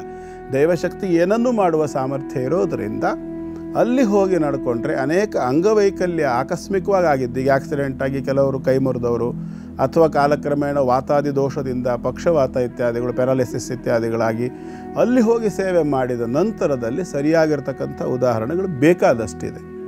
ಹಾಗಾಗಿ ಅಲ್ಲಿ ಹೋಗಿ ಅಲ್ಲಿ ಎಲ್ಲ ಕ್ಷೇತ್ರದಲ್ಲೂ ನಾನು ಹೇಳೋದಿದ್ದನ್ನೇ, ನಾವಿಲ್ಲಿ ತೀರ್ಮಾನ ಮಾಡ್ಕೊಂಡು ಹೋಗಬಾರ್ದು. ಯಾವುದೇ ಕ್ಷೇತ್ರಕ್ಕೆ ಹೋಗುವಾಗಲೂ ಕೂಡ ತೀರ್ಮಾನ ಮಾಡ್ಕೊಂಡು ಹೋಗಬಾರ್ದು. ಕ್ಷೇತ್ರಕ್ಕೆ ಹೋಗುವಾಗ ಏನು ಮಾಡಬೇಕು, 2 ತೆಂಗಿನಕಾಯಿಯನ್ನು ಮೊದಲು ತರಬೇಕು. ಮನೆಯಲ್ಲಿ ದೇವರ ಮುಂದೆ ಅದನ್ನು ಇಟ್ಟು ತುಪ್ಪದ ದೀಪ ಹಚ್ಕೊಂಡು ಕೈಲಿ ಹಿಡ್ಕೊಂಡು ತೆಂಗಿನಕಾಯಿಯನ್ನು ಪ್ರಾರ್ಥನೆ ಮಾಡ್ಕೋಬೇಕು. ನನಗೆ ಇಂಥದ್ದೊಂದು ಸಮಸ್ಯೆ ಇದೆ, ಈ ಸಮಸ್ಯೆಯ ನಿವಾರಣೆಗೋಸ್ಕರವಾಗಿ ನಾನು ಇಂತಹ ಕ್ಷೇತ್ರದ ಇಂತಹ ದೇವತಾ ಸನ್ನಿಧಾನಕ್ಕೆ ಹೋಗಿ ಇಂತಹ ಸೇವೆಯನ್ನು ಸಮರ್ಪಣೆ ಮಾಡಿ ಬರ್ತೇನೆ. ಅದರ ಪರಿಣಾಮವಾಗಿ ನನಗೆ ಈ ಸಮಸ್ಯೆ ಪರಿಹಾರವಾಗಬೇಕು ಅಂಥೇಳಿ ಮೊದಲು ನಿಮ್ಮ ಮನೆಯ ದೇವರ ಮುಂದೆ ನೀವು ಕೂತು ಪ್ರಾರ್ಥನೆ ಮಾಡಿ, ಆ ನಂತರ ಆ ತೆಂಗಿನಕಾಯಿ ತೊಗೊಂಡು ಯಾವ ಕ್ಷೇತ್ರಕ್ಕೆ ಹೋಗಬೇಕು ಅಲ್ಲಿ ಹೋಗಬೇಕು. ಅಲ್ಲಿ ಅದನ್ನು ಒಪ್ಪಿಸಿ ನಿಮ್ಮ ಪ್ರಾರ್ಥನೆಯನ್ನು ಸಲ್ಲಿಸಿ ಸೇವೆ ಇಂಥದ್ದನ್ನು ಮಾಡ್ತೇನೆ. ಅದು ಮತ್ತೆ ಅದನ್ನೇ ಹೇಳೋಕ್ಕೆ ಇಷ್ಟಪಡ್ತೀನಿ ನಾನು, ಇದು ಎಕ್ಸ್ಚೇಂಜ್ ಆಫರ್ ಅಲ್ಲ, ದಯವಿಟ್ಟು ಅರ್ಥ ಮಾಡ್ಕೊಳ್ಳಿ. ದೇವರ ಮುಂದೆ ನಾವು ಸಲ್ಲಿಸ್ತಕ್ಕಂಥ ಯಾವುದೇ ಹರಕೆ ಅಂತಕ್ಕಂಥದ್ದು ಯಾವುದು ಕೂಡ ಎಕ್ಸ್ಚೇಂಜ್ ಆಫರ್ ಅಲ್ಲ. ಅದು ಪೆನಾಲ್ಟಿ, ನಾವು ಕಟ್ಟತಕ್ಕಂತಹ ದಂಡ. ನಮಗೆ ಆಗಿರ್ತಕ್ಕಂಥ ಯಾವುದೋ ಒಂದು ಸಮಸ್ಯೆಗೆ ನಮ್ಮದೇ ಆಗಿರ್ತಕ್ಕಂಥ ಯಾವುದೋ ಒಂದು ತಪ್ಪು ಕಾರಣ ಆಗಿರುತ್ತದೆ. ಇದು ಸುಳ್ಳಲ್ಲ, ಮರಿಬಾರ್ದು ನಾವು. ನಮ್ಮ ಸಮಸ್ಯೆ ಏನೇ ಬಂದರೂ ಆಧ್ಯಾತ್ಮಿಕ ಇರ್ಬೋದು, ದೈವಿಕ ಇರಬಹುದು, ಭೌತಿಕ ಇರ್ಬೋದು, ಈ 3ರಲ್ಲಿ ಯಾವುದೇ ರೀತಿಯಾಗಿರ್ತಕ್ಕಂಥ ಸಮಸ್ಯೆ ನಮಗೆ ಬಂದರೂ ಎಲ್ಲೋ ಒಂದು ಕಾರಣದಲ್ಲಿ ಇದಕ್ಕೆ ನಮ್ಮ ಸ್ವಭಾವ ಅಥವಾ ನಮ್ಮ ಕರ್ಮದ ಪ್ರಭಾವವೇ ಕಾರಣ ಆಗಿರುತ್ತೆ. ಹಾಗಾಗಿ ಅದಕ್ಕೆ ಯೋಗ್ಯವಾದ ರೀತಿಯಲ್ಲಿ ನಾವು ಅಲ್ಲಿ ಹೋಗಿ ಯೋಗ್ಯವಾದ ರೀತಿಯಲ್ಲಿ ಅದಕ್ಕೊಂದು ಪೆನಾಲ್ಟಿ, ದಂಡವನ್ನು ನಾವು ಕಟ್ಟಿದಾಗ ಅದು ನಿವೃತ್ತಿ ಅಥವಾ ಪರಿಹಾರ ಅಂತಕ್ಕಂಥದ್ದು ಆಗ್ತದೆ. ಹಾಗಾಗಿ ಇಲ್ಲಿ ಮುಖ್ಯವಾಗಿ ಅಲ್ಲಿ ಹೋಗಿ ಆ ಒಂದು ಸಮರ್ಪಣೆಯನ್ನು ಮಾಡ್ತಕ್ಕಂಥದ್ದು. ನಾವು ಚಿಕ್ಕಂದಿನಲ್ಲಿದ್ದಾಗ 1-2-3 ಘಟನೆಗಳನ್ನು ನಾವು ನೋಡಿದ್ದನ್ನು ಹೇಳಬೇಕಿಲ್ಲಿ. ನಮ್ಮ ತಾಯಿಯ ತವರು ಮನೆಗೆ ಅದು ಸ್ವಲ್ಪ ಸಮೀಪ ಅಂತ ಹೇಳುವಷ್ಟು ದೂರದಲ್ಲಿ ಉಂಟು, ಅಂದರೆ ಹೆಚ್ಚು ಕಡಿಮೆ 40-50 ಕಿಲೋಮೀಟರ್ ದೂರ ಆಗ್ಬೋದು ಅಷ್ಟೇ. ಒಂದೊಮ್ಮೆ ಊರಿನಲ್ಲಿ ಯಾರದ್ದೇ ಮನೆಯಲ್ಲಿ ಆಕಳು ಕಳೆದು ಹೋಗಿದೆ, ಎಮ್ಮೆ ಕಳೆದು ಹೋಗಿದೆ ಅಥವಾ ಜಾನುವಾರು ಕಳೆದು ಹೋಗಿದೆ ಅಂದರೆ ಅವ್ರೇನು ಮಾಡೋರು, ದಕ್ಷಿಣದ ಕಡೆಗೆ ತಿರುಗಿಬಿಟ್ಟು ಕೈ ಮುಗಿದು ಕಮಲಶಿಲೆಯ ದುರ್ಗಾಪರಮೇಶ್ವರಿ, ಕಮಲಶಿಲೆ ಅಮ್ಮನವರು ಅಂತ ಇಷ್ಟೇ, ದುರ್ಗಾಪರಮೇಶ್ವರಿ ಅಂತ ಹೇಳ್ತಿರ್ಲಿಲ್ಲ, ಕಮಲಶಿಲೆ ಅಮ್ಮನವರು ಈ ಹಸುವನ್ನು ವಾಪಸ್ ತರಿಸ್ಕೊಡ್ಲಿ ಅಂತ ಪ್ರಾರ್ಥನೆ ಮಾಡ್ಕೊಳ್ಳೋರು. ಹುಲಿ ಅಟ್ಟಿಸ್ಕೊಂಡು ಬಂದು ಹಸುಗಳು ಬಂದು ಕೊಟ್ಟಿಗೆ ಸೇರೋವು. ಅಂದರೆ ಎಲ್ಲೋ ಒಂದು ಕಡೆಗೆ ಹುಲಿ ಕೂಗಿದ್ದನ್ನು ಕೇಳಿಕೊಂಡು ಎಲ್ಲೋ ಇದ್ದಿದ್ದ ಹಸುಗಳು ಓಡ್ ಬಂದು ಮನೆ ಸೇರ್ಕೊಳ್ಳೋವು. ಇದು ದೃಷ್ಟಾಂತ ನಡೆದಿದ್ದನ್ನು ಹೇಳ್ತೀನಿ, ಸುಮ್ಮನೆ ಯಾವುದೋ ಒಂದು ಕಟ್ಕತೆ ಹೇಳ್ತಿಲ್ಲ. ಇದು 1980ನೇ ದಶಕದಲ್ಲಿ ನಾನೇ ನೋಡಿದ್ದನ್ನು, ಅನುಭವವನ್ನು ಹೇಳ್ತಾ ಇದ್ದೀನಿ. ಇದು ನಡೆದಿರ್ತಕ್ಕಂಥದ್ದು. ಅಂದರೆ ಅಲ್ಲಿ ಹುಲಿಯ ವಾಹನಳಾಗಿರ್ತಕ್ಕಂಥ ಬ್ರಾಹ್ಮಿ ದುರ್ಗಾ ಪರಮೇಶ್ವರಿ ಬೇಡದಂಥ ಭಕ್ತರು, ನಾವಿರೋದು ಅಲ್ಲಿ ಒಂದು 50 ಕಿಲೋಮೀಟರ್ ದೂರ, ಘಟ್ಟದ ಕೆಳಗೆ ಘಟ್ಟದ ಮೇಲೆ. ಇದು ನಾವು ಹೇಳ್ತಿರೋದು ಕೊಡಚಾದ್ರಿ ಬೆಟ್ಟದ ಸಮೀಪ. ಅಲ್ಲಿಂದ 50 ಕಿಲೋಮೀಟರ್ ದೂರದಲ್ಲಿ ಕೂಡ ಅಲ್ಲಿ ಪ್ರಾರ್ಥನೆ ಅಂತಕ್ಕಂಥದ್ದು ಸಲ್ಲಿಕೆಯಾದರೆ ಅಲ್ಲಿಂದ ಈ ಒಂದು ಪ್ರಕ್ರಿಯೆ ಅಂತಕ್ಕಂಥದ್ದು ನಡೀತಿತ್ತು. ಕಳೆದೋಗಿರ್ತಕ್ಕಂಥ ವಸ್ತುಗಳು ಈ ಥರದಲ್ಲಿ ಹಿಂತಿರುಗಿ ದೊರಕ್ತಿತ್ತು. ಹಾಗಾಗಿ ಈ ರೀತಿಯಾದ ಎಲ್ಲ ದೋಷಗಳನ್ನು ಅಲ್ಲಿ ಹೋಗಿ ಪರಿಹಾರ ಮಾಡ್ಕೋಬೋದು. ಎಂತಹ ಜಾಗೃತ ಸ್ಥಳ ಕಮಲಶಿಲೆ ಅಲ್ವೇ ಸ್ನೇಹಿತರೆ. ಗುರುಗಳೇ, ಈಗ 4 ರಾಶಿಗಳ ಕುರಿತಾಗಿ ತಿಳಿಸ್ಕೊಡಿ. ಸಿಂಹರಾಶಿಯನ್ನು ನೋಡೋಣ. ಸಿಂಹರಾಶಿಯವರಿಗೆ ಇವತ್ತಿನ ದಿನ ತಕ್ಕಮಟ್ಟಿಗೆ ಚೆನ್ನಾಗಿದೆ. ವ್ಯಯಾಧಿಪತಿ ತೃತೀಯದಿಂದ ಭಾಗ್ಯಕ್ಕೆ ದೃಷ್ಟಿ ಕೊಡ್ತಕ್ಕಂಥದ್ದು. ಹಿರಿಯರ ಆರೋಗ್ಯದಲ್ಲಿ ಸಾಕಷ್ಟು ಚೇತರಿಕೆ ಅಂತಕ್ಕಂಥದ್ದು ಕಾಣುತ್ತದೆ. ಔಷಧೋಪಚಾರದಿಂದ ಫಲ, ಆರೋಗ್ಯ ವೃದ್ಧಿ ಆಗ್ತಕ್ಕಂಥದ್ದು. ಧನಸ್ಥಾನದಲ್ಲಿ ಭಾಗ್ಯಾಧಿಪತಿ, ಧನ ಮತ್ತು ಅಷ್ಟಮಕ್ಕೆ ದೃಷ್ಟಿ. ಹಾಗಾಗಿ ದುಡ್ಡು ಸಂಪಾದನೆ ಮಾಡ್ತಕ್ಕಂಥ ಸಂದರ್ಭದಲ್ಲಿ ಒಂಚೂರು ಯೋಚನೆ ಮಾಡಬೇಕಾಗತ್ತೆ ಇವತ್ತು. ಯಾಕೆಂದರೆ ಏನೋ ಸಣ್ಣ ಅಚಾತುರ್ಯ ನಡೀತಕ್ಕಂಥ ಲಕ್ಷಣಗಳು ಕಾಣಿಸುತ್ತೆ. ಅಷ್ಟಮದಲ್ಲಿರ್ತಕ್ಕಂಥ ಶನಿ ಮತ್ತು ದ್ವಿತೀಯದಲ್ಲಿರ್ತಕ್ಕಂಥ ಮಂಗಳನಿಂದಾಗಿ ಪಾಪಾಚರಣೆಯ ಲಕ್ಷಣ ಕಾಣಿಸ್ತದೆ. ಎಚ್ಚರಿಕೆಯಿಂದ ಇರಿ. ಯಾಕೆ ಅಂತಂದರೆ ಹಣ ಕೇವಲ ಬರೋದು ಒಂದೇ ಅಲ್ಲ, ಯಾವ ರೂಪದಲ್ಲಿ ಬಂತು, ಯಾವ ಮಾರ್ಗದಲ್ಲಿ ಬಂತು ಅನ್ನೋದ್ರ ಮೇಲೆ ಅದರ ಪಾಪ ಪುಣ್ಯಗಳು ನಿರ್ಣಯ ಆಗುತ್ತೆ. ದುಡ್ಡು ಒಂದೇ ಮುಖ್ಯ ಆಗೋದಿಲ್ಲ, ಗಳಿಸುವ ದಾರಿ ಕೂಡ ಅಷ್ಟೇ ಮುಖ್ಯ ಆಗಿರುತ್ತೆ. ಪರಿಣಾಮ ನಾಳೆ ಪಶ್ಚಾತ್ತಾಪ ಪಡೋದಕ್ಕಿಂತ ಇವತ್ತು ಯೋಚನೆ ಮಾಡ್ತಕ್ಕಂಥದ್ದು ಒಳ್ಳೆಯದು. ಹಾಗಾಗಿ ಶನಿಮಂಗಳ ಯೋಗದ ಒಂದು ಪ್ರಭಾವವನ್ನು ತಗ್ಗಿಸಲಿಕ್ಕಾಗಿ ಆಂಜನೇಯನನ್ನು ಧ್ಯಾನ ಮಾಡಿಕೊಳ್ಳಿ. ಶುಭವಾಗಲಿ. ಮುಂದಿಂದು ಕನ್ಯಾ ರಾಶಿ. ಕನ್ಯಾ ರಾಶಿಯವರಿಗೆ ಇವತ್ತಿನ ದಿನ ಚೆನ್ನಾಗಿದೆ. ಲಾಭಾಧಿಪತಿ ಇರತಕ್ಕಂಥದ್ದು ಧನಸ್ಥಾನದಲ್ಲಿ, ಧನಲಾಭವಾಗ್ತಕ್ಕಂಥ ಒಂದು ಲಕ್ಷಣ. ಹಾಗಾಗಿ ಇವತ್ತಿನ ದಿವಸ ಕನ್ಯಾ ರಾಶಿಯವರಿಗೆ ಚೆನ್ನಾಗಿದೆ. ಅಷ್ಟಮ ಭಾವಾಧಿಪತಿ ರಾಶಿಯಲ್ಲಿರ್ತಕ್ಕಂಥದ್ದಾದ್ದರಿಂದ ಸ್ವಲ್ಪ ಮಟ್ಟಿನ ಆರೋಗ್ಯದ ಕಡೆ ಗಮನ ಕೊಡಿ. ಮುಳ್ಳು ಮೊದಲಾಗಿರ್ತಕ್ಕಂತಹ ಚೂಪಾಗಿರ್ತಕ್ಕಂಥ ವಸ್ತುಗಳು ಚುಚ್ಚುವ, ರಕ್ತನಾಳಗಳಲ್ಲಿ ಸೇರುವ ಲಕ್ಷಣಗಳು ಉಂಟು. ಎಚ್ಚರಿಕೆ ವಹಿಸಿ. ಚಿಕ್ಕ ಆಪರೇಷನ್ ಇತ್ಯಾದಿಗಳನ್ನು ಮಾಡಿ ಅದನ್ನು ತೆಗೆಯುವಂಥ ಅಥವಾ ಸರಿಪಡಿಸಬೇಕಾಗಿ ಬರ್ತಕ್ಕಂಥ ಲಕ್ಷಣ ಕೂಡ ಕಾಣಿಸುತ್ತೆ ಕೆಲವರಿಗೆ. ಅದರಲ್ಲೂ ವಿಶೇಷವಾಗಿ ಹಸ್ತ ನಕ್ಷತ್ರದವರಿಗೆ ಈ ಲಕ್ಷಣ ಹೆಚ್ಚಾಗಿ ಕಾಣಿಸುತ್ತೆ. ಹೆಚ್ಚು ಎಚ್ಚರಿಕೆಯನ್ನು ವಹಿಸ್ಕೊಳ್ತಕ್ಕಂಥದ್ದು ಉತ್ತಮ. ಮತ್ತು ಪ್ರಧಾನವಾಗಿ ಮೃತ್ಯುಂಜಯನನ್ನು ಆರಾಧನೆ ಮಾಡಿಕೊಂಡು ದೊಡ್ಡ ಮಟ್ಟದ ಅಪಾಯಗಳನ್ನು ತಪ್ಪಿಸ್ಕೊಳ್ಳಿ. ಮುಂದಿಂದು ತುಲಾರಾಶಿ.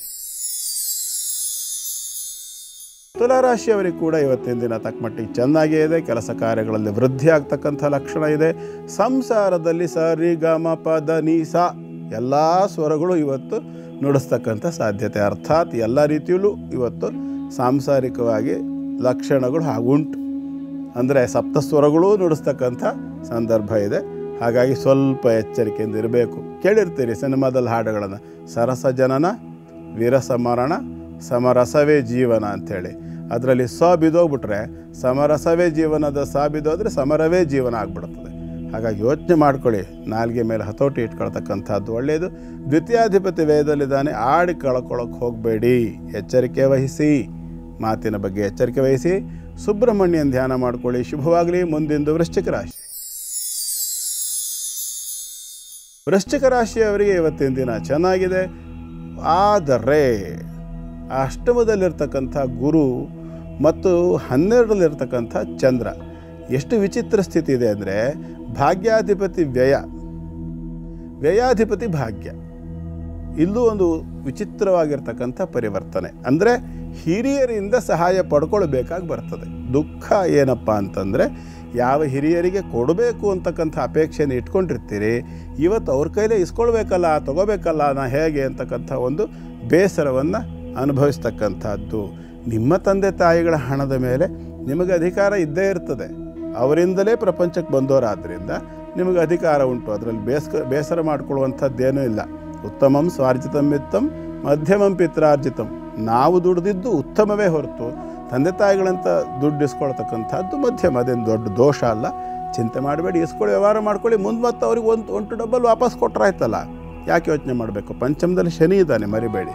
ಪಂಚಮ ಶನಿ ದೋಷ ಇರತಕ್ಕಂಥದ್ದಾದ್ದರಿಂದ ವೃಶ್ಚಿಕ ರಾಶಿಯವರು ಕೂಡ ಇವತ್ತು ಆಂಜನೇಯನನ್ನು ಆರಾಧನೆ ಮಾಡಿಕೊಳ್ಳಿ. ಶುಭವಾಗಲಿ. ಗುರುಗಳೇ, ಈ ಪ್ರಶ್ನೆಯನ್ನು ಕಳಿಸ್ತಿದ್ದಾರೆ ಚಂದ್ರಶೇಖರ್ ಅನ್ನೋರು ಬೆಂಗಳೂರಿನಿಂದಲೇ. ಹುಟ್ಟಿರುವಂಥ ದಿನಾಂಕ 23/4/2000 ಬೆಳಗ್ಗೆ 5:15 ಅಂತ ಹೇಳ್ತಿದ್ದಾರೆ. ಗುರುಜಿ ನಮಸ್ತೆ ಗುರುಜಿ, ನಾನು ಒಂದು ಬಿಸ್ನೆಸ್ ಸ್ಟಾರ್ಟ್ ಮಾಡಿದ್ದೆ, ಆದರೆ ಅದು ಲಾಸ್ ಆಗಿದೆ ಗುರುಜಿ. ಯಾವುದೇ ಕೆಲಸಕ್ಕೆ ಕೈ ಹಾಕಿದ್ರೂ ಕೂಡ ಲಾಸ್ ಅಂತ ನೋಡಿ ಸಾಕಾಗಿದೆ. ದಯವಿಟ್ಟು ಪರಿಹಾರ ತಿಳಿಸಿ, ಯಾಕೆ ಹೀಗಾಗ್ತಿದೆ, ನನ್ನ ಜಾತಕದಲ್ಲಿರುವಂಥ ದೋಷ ಏನು ಅಂತ ಕೇಳ್ತಿದ್ದಾರೆ ಚಂದ್ರಶೇಖರ್ ಅವರು ಕಳಿಸಿರುವಂಥ ಡೇಟ್ ಆಫ್ ಬರ್ತ್ ಟೈಮ್ ಪ್ರಕಾರ ಇವ್ರದ್ದು ಮೀನ ಲಗ್ನ ಮತ್ತು ವೃಶ್ಚಿಕ ರಾಶಿ. ಒಂಥರ ವಿಚಿತ್ರವಾಗಿರ್ತಕ್ಕಂಥ ಗ್ರಹ ಸ್ಥಿತಿಯಲ್ಲಿರ್ತಕ್ಕಂಥ ಜಾತಕ.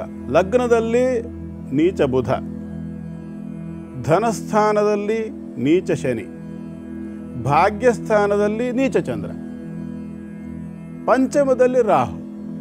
ಅರ್ಥಾತ್ ಏನು ಅಂತಂದರೆ, ಪ್ರಯತ್ನವನ್ನು ಸರಿಯಾಗಿ ಮಾಡ್ತೀರಿ, ಶುರು ಮಾಡಿದ ನಂತರದಲ್ಲಿ ಪ್ರಯತ್ನ ಎಂಡಿಂಗ್ವರೆಗೆ ಅದೇ ಫೋರ್ಸ್ ಜೋಶ್ ಉಳಿಯೋದಿಲ್ಲ. ಆರಂಭ ಶೂರತ್ವ ಅಂತ ಹೇಳಿದಾಗ ಆಗ್ತದೆ. ಮಧ್ಯ ಕೆಲವು ಮುಖ್ಯವಾದ ಸ್ಥಾನಗಳಲ್ಲಿ ಅಥವಾ ಮುಖ್ಯವಾದ ಸಂದರ್ಭಗಳಲ್ಲಿ ತಾತ್ಸಾರವನ್ನು ಮಾಡ್ತಕ್ಕಂಥದ್ದು, ಒಂದು ಶ್ರದ್ಧೆಯನ್ನು ಅಥವಾ ಆಸಕ್ತಿಯನ್ನು ಕಳ್ಕೊಳ್ತಕ್ಕಂಥದ್ದು. ಎರಡನೇದು ಅನಗತ್ಯವಾಗಿರ್ತಕ್ಕಂಥ ಕಮಿಟ್ಮೆಂಟ್ಗಳನ್ನು ಮಾಡ್ಕೊಳ್ತಕ್ಕಂಥದ್ದು. ಮೂರನೇದಾಗಿ ಯಾರತ್ತೋ ಅವರ ಮಾತನ್ನು ನಂಬುವಂಥದ್ದು, ರಾಂಗ್ ಡಿಸಿಷನ್ಗಳನ್ನು ತಗೊಳ್ತಕ್ಕಂಥದ್ದು. ಸರಿ ತಪ್ಪನ್ನು ಅಥವಾ ಇದು ಸರಿಯೋ ಇದು ತಪ್ಪೋ ಅನ್ನುವ ವಿವೇಕವನ್ನು ಪ್ರದರ್ಶನ ಮಾಡದೆ ಅಥವಾ ವಿವೇಕವನ್ನು ಬಳಸದೆ ಮಾತಿಗೆ ಕಟ್ಟು ಬಿದ್ದು. ಯಾಕೆಂದರೆ ಶುಕ್ರ ಮತ್ತು ಶನಿ ನೀಚ ಶನಿ ಇರ್ತಕ್ಕಂಥದ್ದು ಇದೆಯಲ್ಲ, ದ್ವಿತೀಯ ವಾಕ್ಸ್ಥಾನದಲ್ಲಿ ಯಾರೋ ನಿಮ್ಮನ್ನು ಮುಳುಗಿಸುವಂಥ ಸ್ಟೇಟ್ಮೆಂಟ್ ಕೊಟ್ಟರೂ ನಂಬುವಂಥ ಸ್ವಭಾವ. ಲಾಭ ವ್ಯಯಾಧಿಪತಿ ಆಗಿರ್ತಕ್ಕಂಥವ್ನು ಧನದಲ್ಲಿ ಕೂತಿದ್ದಾನೆ. ಹಾಗಂತ ಹೇಳ್ಕೊಂಡು ನೀವೇನು ಪೂರ್ತಿ ಮುಳುಗಿಲ್ಲ, ಟೆನ್ಷನ್ ಮಾಡ್ಕೊಳ್ಳೋಂಥ ಸ್ಥಿತಿ ಇಲ್ಲ. ಅಲ್ಲಿ ಶುಕ್ರದಶೆ ನಡೀತಾ ಇದೆ ಈಗ. ಆದರೆ ಶುಕ್ರ ಕೂಡ ಒಂದು ಒಳ್ಳೆಯ ಸ್ಥಾನದಲ್ಲಿ, ಅಂದರೆ ಆದಾಯ ಬರ್ತದೆ, ಅದು ಬಂದ ಆದಾಯ ನಿಲ್ಲೋದಿಲ್ಲ, ಕಳೆದು ಹೋಗ್ತದೆ. ಮಾಡ್ಕೊಂಡಿರೋ ಹಳೆಯ ಕಮಿಟ್ಮೆಂಟ್ಗಳನ್ನು ಪೂರ್ತಿ ಮಾಡ್ಕೊಳ್ಳೋದಕ್ಕೆ ಅಥವಾ ತುಂಬಿಕೊಳ್ಳೋದಕ್ಕೆ, ತೂತಾಗಿರೋ ಮಡಿಕೆಗೆ ನೀರು ಹಾಕ್ತಾ ಇದ್ದೀರಿ ಅಂತ ಅರ್ಥ. ಪಂಚಮದಲ್ಲಿ ರಾಹು, ಅಲ್ಲಿಂದ ಪಂಚಮದಲ್ಲಿರ್ತಕ್ಕಂತಹ ನೀಚ ಚಂದ್ರ, ಅಲ್ಲಿಂದ ಪಂಚಮದಲ್ಲಿರ್ತಕ್ಕಂತಹ ನೀಚ ಬುಧ. ಸ್ವಯಂ ನಿರ್ಧಾರ ಮಾಡುವಂತಹ ಸಾಮರ್ಥ್ಯದ ಕೊರತೆ ಕಾಣುತ್ತೆ. ಇನ್ನೊಬ್ಬರ ಮಾತನ್ನು ಕೇಳಿ ತೀರ್ಮಾನ ಮಾಡ್ತಕ್ಕಂಥದ್ದು ಅಥವಾ ಇನ್ನೊಬ್ಬರು ಹೇಳಿದ ಮಾತುಗಳು ನಿಮ್ಮ ಮೇಲೆ ಹೆಚ್ಚು ಪ್ರಭಾವ ಬೀರ್ತದೆ, ಅದರಿಂದಾಗಿ ನಿಮಗೆ ನಷ್ಟ ಬರ್ತಾ ಇದೆ ಅಂತ ಕಾಣಿಸುತ್ತೆ. ಹಾಗಾಗಿ ಮೊದಲು ನೀಚ ಚಂದ್ರನಿಗೆ ಮತ್ತು ನೀಚ ಬುಧನಿಗೆ ಶಾಂತಿಯನ್ನು ಮಾಡಿಕೊಂಡು ಆನಂತರ ಅಪಮಾರ್ಗ ಚಿಕಿತ್ಸೆ ಅನ್ನುವಂಥ ಒಂದು ಚಿಕಿತ್ಸೆ ಇದೆ. ಆ ಅಪಮಾರ್ಗ ಚಿಕಿತ್ಸೆಯನ್ನು ಮಾಡಿಕೊಂಡು ಮುಂದುವರಿಬೇಕು. ಜೊತೆಯಲ್ಲಿ ಕೆಲವು ಶಾಂತಿ ಕರ್ಮಗಳಾಗಬೇಕು. ಅದನ್ನೆಲ್ಲ ಆಚರಣೆ ಮಾಡ್ಕೊಳ್ಳಿ, ಖಂಡಿತವಾಗಿ ವೃದ್ಧಿ ಆಗ್ತದೆ. ಶುಕ್ರ ದಶೆ ನಡೀತಾ ಇದೆ. ಇವೆಲ್ಲ ಬಾಧೆಗಳಿರೋದ್ರಿಂದ ಬಂದಿರತಕ್ಕಂಥ ಸಮಸ್ಯೆ ಇದು. ಈ ಬಾಧೆಗಳನ್ನು ಸರಿಪಡಿಸ್ಕೊಡ್ರಿ ಅಂತಂದರೆ ಶುಕ್ರದಶೆ ಇನ್ನೂ 4-5 ವರ್ಷ ಇರೋದ್ರಿಂದ ಇದುವರೆಗೆ ಕಳೆದಿರ್ತಕ್ಕಂಥದ್ದನ್ನು ಪುನಃ ಮತ್ತೆ ವಾಪಸ್ ಅದನ್ನು ಹೊಂದಲಿಕ್ಕೆ ಅವಕಾಶ ಉಂಟು. ಪ್ರಯತ್ನ ಮಾಡಿ, ಒಳ್ಳೆಯದಾಗಲಿ. ಚಂದ್ರಶೇಖರ್ ಅವರೇ, ಧನ್ಯವಾದಗಳು ಕಾರ್ಯಕ್ರಮಕ್ಕೆ ಮೆಸೇಜನ್ನು ಕಳಿಸಿದ್ದಕ್ಕಾಗಿ. ವೀಕ್ಷಕರೇ, ನಿಮಗೂ ಕೂಡ ವೈಯಕ್ತಿಕ ವಿಚಾರವಾಗಿ ಪ್ರಶ್ನೆಗಳಿದ್ದರೆ ಖಂಡಿತ ನಮ್ಮ ಧರ್ಮಜ್ಯೋತಿ ಕಾರ್ಯಕ್ರಮಕ್ಕೆ ಕೆಳಗೆ ಕಾಣಿಸ್ತಿರುವಂಥ ವಾಟ್ಸಪ್ ನಂಬರ್ಗೆ ಮಿಸ್ ಮಾಡದೆ ಮೆಸೇಜ್ ಕಳಿಸಿ. ಖಂಡಿತ ನಿಮ್ಮ ಪ್ರಶ್ನೆಗೆ ನಮ್ಮ ಉತ್ತರ ಈ ವಿಭಾಗದಲ್ಲಿ ನೀಡ್ತೇವೆ. ಜೊತೆಗೆ ಪತ್ರವನ್ನು ಕೂಡ ಕಳಿಸ್ಬೋದು ಅಥವಾ ಇಮೇಲ್ ಮೂಲಕ ಕೂಡ ನಿಮ್ಮ ಪ್ರಶ್ನೆ ಕೇಳಿ. NKR TV ಕನ್ನಡ ಯೂಟ್ಯೂಬ್ ಚಾನಲ್ನಲ್ಲಿ ಯಾವಾಗ ಬೇಕಾದರೂ ನಮ್ಮ ಎಲ್ಲ ಕಾರ್ಯಕ್ರಮಗಳನ್ನು ವೀಕ್ಷಿಸಬಹುದು. ಸಬ್ಸ್ಕ್ರೈಬ್ ಮಾಡೋದು ಮರಿಬೇಡಿ ಅಂತ ಹೇಳ್ತಾ, ಗುರುಗಳೇ, ಕೊನೆಯ 4 ರಾಶಿಗಳ ಕುರಿತಾಗಿ ತಿಳಿಸ್ಕೊಡಿ. ಈಗ ಧನುರಾಶಿ. ಧನುರಾಶಿಯವರಿಗೆ ಇವತ್ತಿನ ದಿನ ಚೆನ್ನಾಗಿದೆ. ಆರೋಗ್ಯದಲ್ಲಿ ವೃದ್ಧಿ ಆಗ್ತಕ್ಕಂಥ ಲಕ್ಷಣ ಇದೆ. ಶತ್ರು ಬಾಧೆಗಳು ಪರಿಹಾರವಾಗ್ತಕ್ಕಂಥದ್ದು, ಯಾರೋ ಇಟ್ಟಿರೋ ಫಿಟ್ಟಿಂಗ್ನಿಂದ ಬಂದಿರತಕ್ಕಂಥ ಸಮಸ್ಯೆಗಳಿಂದ ಹೊರಗೆ ಬರತಕ್ಕಂಥ ಲಕ್ಷಣ, ಎಲ್ಲ ಉತ್ತಮವಾಗಿರ್ತಕ್ಕಂಥ ಫಲಗಳು ಇವತ್ತು ಧನುರಾಶಿಯವರಿಗೆ ಕಾಣುತ್ತೆ. ಚಿಂತೆ ಮಾಡಬೇಕಾದ ಅನಿವಾರ್ಯತೆ ಇಲ್ಲ. ಕೆಲವಷ್ಟು ಲಕ್ಷಣಗಳು, ವಿಶೇಷವಾಗಿ ಭೂ ಸಂಬಂಧ ವ್ಯವಹಾರ ಮಾಡ್ತಕ್ಕಂಥವರಿಗೆ ನಿಧಾನವಾಗಿರ್ತಕ್ಕಂಥ ಒಂದು ಕೆಲಸ, ಅರ್ಥಾತ್ ಅವ್ರ ಪ್ರಯತ್ನಗಳೆಲ್ಲವೂ ಕೂಡ ಇವತ್ತು ಕೈ ಕೊಡುತ್ತೆ ಹೊರತು ಕೈ ಕೂಡುತ್ತೆ ಅಂತೇಳಿ ಹೇಳಲಿಕ್ಕೆ ಸಾಧ್ಯ ಇಲ್ಲ. ಸ್ವಲ್ಪ ಎಚ್ಚರಿಕೆಯಿಂದ ಇರತಕ್ಕಂಥದ್ದು ಸೂಕ್ತ. ತೀವ್ರಗತಿಯಲ್ಲಿ ವ್ಯವಹಾರವಾಗಬೇಕು ಅಂದರೆ ಭೂವರಾಹ ಸ್ವಾಮಿಯನ್ನು ಪ್ರಾರ್ಥನೆ ಧ್ಯಾನಾದಿಗಳನ್ನು ಮಾಡಿಕೊಳ್ಳಿ. ಶುಭವಾಗಲಿ. ಮುಂದೆಂದು ಮಕರ ರಾಶಿ. ಮಕರ ರಾಶಿಯವರಿಗೆ ಇವತ್ತಿನ ದಿನ ಸ್ವಲ್ಪ ಬೇಸರ ಆಗಬಹುದು. ಸಪ್ತಮ ಕರ್ಮಗಳಲ್ಲಿರ್ತಕ್ಕಂಥ ಪರಿವರ್ತನ ಯೋಗ, ಅರ್ಥಾತ್ ಏನಂತಂದರೆ ವ್ಯಾಪಾರ ವ್ಯವಹಾರಗಳಲ್ಲಿ ಸ್ವಲ್ಪ ಮಟ್ಟಿನ ಮಿಸ್ಟೇಕ್ ಆಗ್ತಕ್ಕಂಥದ್ದು. ಯಾವ ಮಿಸ್ಟೇಕ್ ಅಂತಂದರೆ ಆಲಸ್ಯ. ಇಷ್ಟೇ ತಾನೇ ಆಗುತ್ತೆ ಬಿಡು, ತೊಂದರೆ ಇಲ್ಲ, ಇವತ್ತು ನಡೆಯುತ್ತೆ ಹೇಳಿ ಸ್ವಲ್ಪ ಆಸಕ್ತಿಯನ್ನು ಕಡಿಮೆ ಮಾಡಿಕೊಂಡು ಇಂಟ್ರೆಸ್ಟ್ ಕೊಡೋದಲ್ಲೇ ಸ್ವಲ್ಪ ನೆಗ್ಲಿಜೆನ್ಸಿ, ತಾತ್ಸಾರ, ಅಜ್ಞಾನ, ಅವಿದ್ಯೆ ಎಲ್ಲ ಅನೇಕ ಶಬ್ದಗಳನ್ನು ಹೇಳ್ಬೋದು. ಈ ಒಂದು ಕಾರಣದಿಂದ ಇವತ್ತು ನಷ್ಟಕ್ಕೆ ನೀವು ಒಳಗಾಗ್ತಕ್ಕಂಥ ಲಕ್ಷಣ ಇದೆ. ಹಾಗಾಗಿ ಸ್ವಲ್ಪ ಯೋಚನೆ ಮಾಡಿ ಯಾವುದು ಬೇಕು ಯಾವುದು ಬೇಡ ಅಂಥೇಳಿ. ನಷ್ಟಾದಿಗಳನ್ನು ಅನುಭವಿಸೋದು ಒಳ್ಳೆಯದು, ಆದರೆ ವೃದ್ಧಿಯನ್ನು ಮಾಡ್ಕೊಳ್ಳೋ ಪ್ರಯತ್ನ ಮಾಡೋದು ಒಳ್ಳೆಯದು ಅಂಥೇಳಿ ಯೋಚನೆ ಮಾಡ್ಕೊಳ್ಳಿ. ಹಾಗೆ ಪಂಚಮ ಸ್ಥಾನದಲ್ಲೂ ಪರಿವರ್ತನ ಯೋಗ ಅಂತಕ್ಕಂಥದ್ದು ಕೆಲಸ ಮಾಡ್ತಾ ಇದೆ. ಅರ್ಥಾತ್ ದುರ್ಗಾ ಸ್ವರೂಪವನ್ನು ಪರಿವರ್ತನ ರೂಪವಾಗಿರ್ತಕ್ಕಂಥದ್ದು ಬ್ರಾಹ್ಮಿ ಸ್ವರೂಪದ ಕಮಲಶಿಲೆಯ ಆ ಬ್ರಾಹ್ಮಿ ದುರ್ಗಾ ಪರಮೇಶ್ವರಿಯನ್ನು ಧ್ಯಾನ ಮಾಡಿಕೊಳ್ಳಿ. ಶುಭವಾಗಲಿ. ಮುಂದಿಂದು ಕುಂಭರಾಶಿ.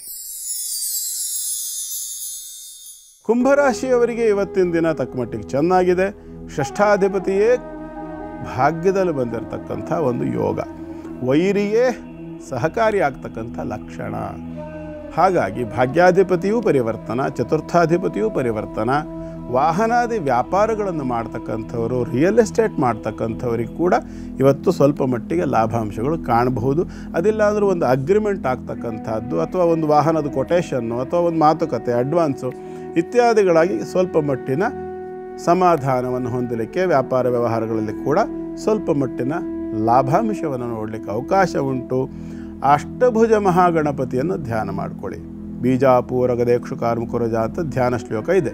ಅವನನ್ನು ವಲ್ಲಭ ಗಣಪತಿ ಅಂತ ಕೂಡ ಕರೀತಾರೆ. ಅಷ್ಟಭುಜ ವಲ್ಲಭ ಮಹಾಗಣಪತಿಯನ್ನು ಧ್ಯಾನ ಮಾಡಿಕೊಳ್ಳಿ. ಶುಭವಾಗಲಿ. ಕೊನೆಯದಾಗಿ ಮೀನರಾಶಿ. ಮೀನರಾಶಿಯವರಿಗೆ ಕೂಡ ಇವತ್ತಿನ ದಿನ ತಕ್ಕ ಮಟ್ಟಿಗೆ ಉತ್ತಮವಾಗಿರ್ತಕ್ಕಂಥ ದಿನ. ಭಾಗ್ಯಕ್ಕೆ ಚಂದ್ರನ ಪ್ರವೇಶ ಅಂತಕ್ಕಂಥದ್ದು ಸೂರ್ಯಾಸ್ತದ ನಂತರ ಆಗ್ತದೆ. ಹಾಗಾಗಿ ಸೂರ್ಯಾಸ್ತದ ನಂತರದಲ್ಲಿ ಇನ್ನಷ್ಟು ಉತ್ತಮವಾದಂಥ ದಿನವನ್ನು ನೋಡಬಹುದು. ಸ್ವಲ್ಪ ಮಟ್ಟಿಗೆ ಆರೋಗ್ಯದಲ್ಲಿ ವ್ಯತ್ಯಾಸ ಇವತ್ತು ಕಾಣಿಸ್ತಕ್ಕಂಥ ಲಕ್ಷಣ ಇದೆ.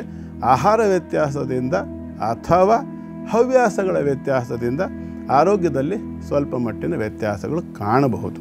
ಹಾಗಾಗಿ ಯೋಚನೆ ಮಾಡಿ ನಿಮ್ಮ ಆರೋಗ್ಯವನ್ನು ರಕ್ಷಿಸ್ಕೊಳ್ತಕ್ಕಂಥ ಪ್ರಯತ್ನ ನೀವೇ ಮಾಡಬೇಕಾಗ್ತದೆ.